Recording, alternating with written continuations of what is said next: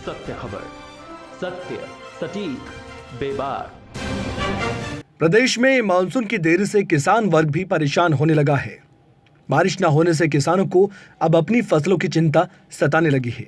बिलासपुर जिले में करीब 28,000 हेक्टेयर कृषि भूमि पर मक्की, अदरक, सोयाबीन समेत अन्य नकदी फसलें बोई गई है। सिंचाई की सुविधा न होने के चलते अधिकतर भूमि केवल प्राकृतिक पानी पर ही निर्भर है।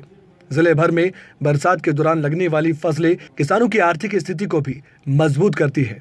ऐसे में बारिश न होने के चलते किसानों के चेहरे की चिंताएं भी स्वाभाविक है।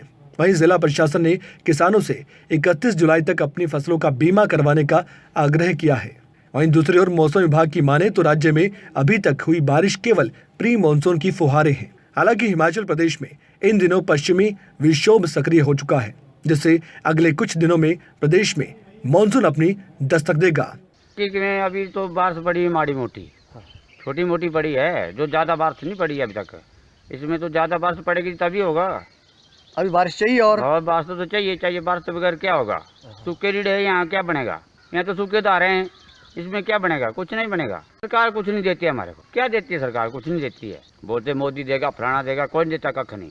अब देखना होगा कि किसानों की जो चिंताएं हैं उन पर मानसून किस तरह से मेहरबानी करता है। बिलासपुर से परविंद्र शर्मा की रिपोर्ट।